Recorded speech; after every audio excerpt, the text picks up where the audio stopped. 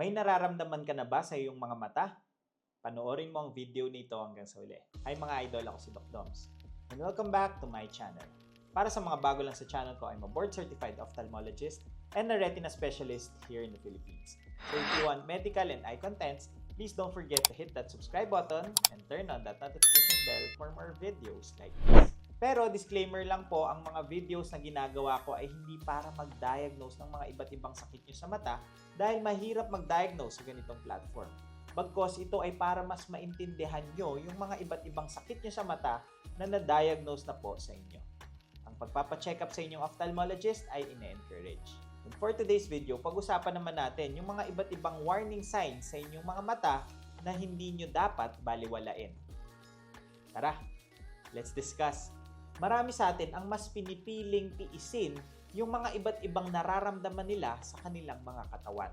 Kesyo ipapahinga lang daw nila at mawawala rin daw ito, or kaya pa naman nila tiisin kaya hindi muna sila magpapacheck up, or meron naman yung mga natatakot na malaman yung totoong sakit nila. At marami pang ibang rason kaya pinipili na lang nila na baliwalain ang kanilang mga nararamdaman. Marami din sa mga pasyente sa mata na ganyan kaya napapabayaan na nila ang kanilang mga paningin. Tapos magpapacheck up na lang sila kapag ito ay malala na at malalaman nila na malubha na pala ang kanilang mga sakit. Kaya narito ang mga senyales or simptomas na pwede nyong maramdaman sa inyong mga mata na kailangan nyong ipatingin kaagad. Una, pinaka-common ay yung malabong paningin. Kadalasan nagpapacheck up lang ang mga pasyente kapag biglaan na nawala ang kanilang mga paningin. Nakakapanik naman kasi talaga ito. Pero dapat kahit dahan-dahan ng paglabo, basta ito ay napansin mo na at naramdaman mo, ay dapat ipacheck mo na kagad ito. Marami kasing mga sakit sa mata ang pwedeng mag-cause ng dahan-dahan na paglabo na pwedeng mag-lead sa pagkabulag. Tulad ng sakit na katarata. Dahan-dahan naman ang paglabo nito pero eventually ay pwedeng mag-lead ito sa pagkabulag. Ang iba pang mga common causes ng paglabo ng mata ay glaucoma, diabetic retinopathy, at grado sa mata. May video na ako about sa sakit na katarata na pwede nyo nang panoorin. Ang paglabo ng paningin na kahit dahan-dahan, kung hindi ito bumabalik sa normal, ay pwedeng mag-lead sa permanenteng pagkabulag, lalo na kung hindi ito maaagapan. Kaya huwag nang hintayin na ito ay lumala at magpa-check up na kagad sa inyong mga ophthalmologist. Pangalawa ay ang pananakit ng mata or eye pain. Marami rin ang nagtitiis kahit may nararamdaman na silang pananakit ng mata hanggat kaya pa nila itong tiisin. Hindi nila alam na maraming eye diseases na ang pangunahing simptomas ay ang pananakit ng mata ay pwedeng makabulag. Tulad ng sakit na glaucoma na isang nakakabulag na sakit kapag hindi naagapan. Na pwedeng mag-cause ng pananakit ng mata, pati na rin ng ulo, paglabo ng paningin, panmumula, at even pagsusuka. Pwede rin mag-cause ng pananakit, yung tinatawag na corneal ulcer or sugat doon sa cornea ng ating mga mata. Marami kasing nerve sa cornea kaya pwede itong mag-cause ng matinding pananakit.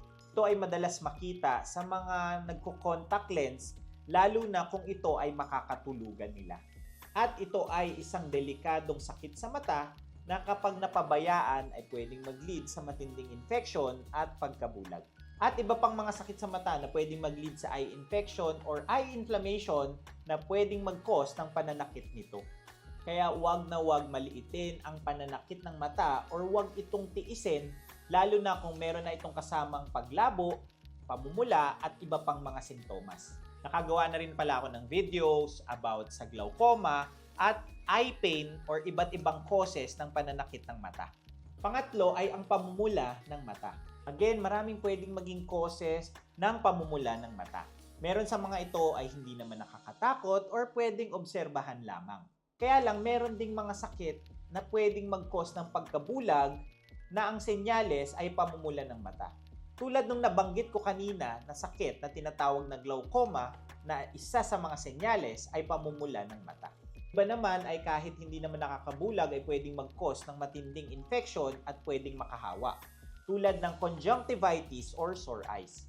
Pwede rin itong maging sintomas ng matinding pamamaga sa loob ng mata or yung tinatawag na uveitis na minsan ay mahirap gamutin lalo na kung napabayaan. Kadalasan, hindi nagpapatingin ang mga pasyenteng may pamumula sa mata dahil nagpapatak lamang sila ng gamot na tinatawag na tetrahydrozoline or mas kilala sa brand na IMO or Vicin. Pero actually, marami kasing sakit ang pwedeng mag-cause ng pamumula ng mata. At iba-iba din ang gamot dito. Ang tetrahydrozoline kasi ay isang vasoconstrictor. Napapaliitin yung mga ugat sa mata para mapawala ang pamumula nito. Pero ang epekto kasi nito ay temporary or panandalian lamang. At kapag ito ay inabuso, ay pwedeng mag-cause ng tinatawag na rebound redness or mas matinding pagbalik ng pamumula. Kaya mas maigi pa rin na ipa-check up nyo sa inyong mga ophthalmologist para malaman kung ano ang dahilan ng pamumula at mabigay ang tamang gamot para dito. May video na rin ako about eye redness na pwede nyo na rin panoorin. Pang-apat ay yung madalas nyong pagbangga sa mga bagay sa inyong mga paligid. Kung madalas ka kasing nababangga sa mga bagay sa iyong paligid, ay maaaring naapektuhan na ang iyong peripheral vision or gilid na paningin. At ito ay isang classic na senyales ng sakit din na glaucoma. Ang una kasing nawawala sa paningin ng mga pasyenteng may glaucoma ay ang kanilang peripheral vision or gilid na paningin.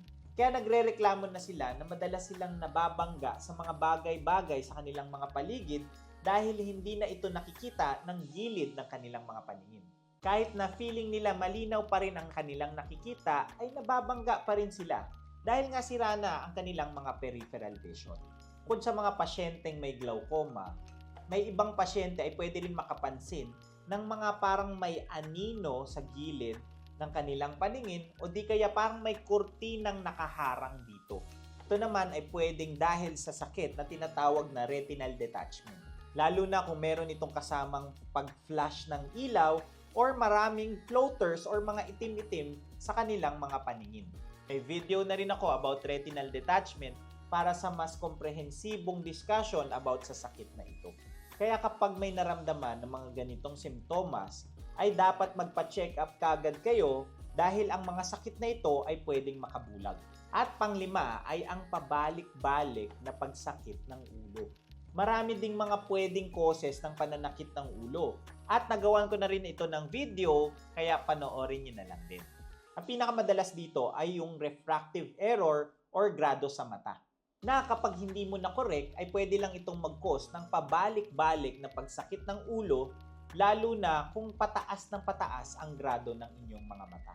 Ang pagsakit ng ulo ay pwede rin makita again sa sakit ng glaucoma na alam nyo na pwedeng makabulag. Ito ay usually dahil sa pagtaas ng pressure sa loob ng mata na pwedeng umipit sa optic nerve at mga katabing nerves nito at pwedeng mag-lead sa pagsakit ng ulo. Kaya kung meron kayong paulit-ulit na pagsakit ng ulo, ay dapat hindi ito pinapabayaan. Hindi lang dahil sa pwede itong makabulag, pero pwede rin itong dahil sa mas delikadong sakit, lalo na kung ito ay galing sa utak, kaya dapat mapacheck ito kagad. At yan ang mga senyales at mga simptomas na pwede nyong maramdaman sa inyong mga mata na hindi nyo dapat baliwalain na lamang. Ito ay magsisilbing warning signs or hudyat para ipacheck up nyo na kagad ang inyong mga mata. Kung may nararanasan ka sa alinman sa mga ito, ay dapat ipacheck nyo na kagad ito sa inyong mga ophthalmologist para magawan kagad ng paraan. And that's it for today's video. Ngayon, alam nyo na yung mga signs and symptoms sa mata na hindi nyo dapat baliwalain. Please don't forget to like, comment kung may mga questions or suggestions kay topics, subscribe, and hit that notification bell for more medical and eye contents. Ngayon, mas may alam ka na. Ako po si Doc Doms. See you on my next video.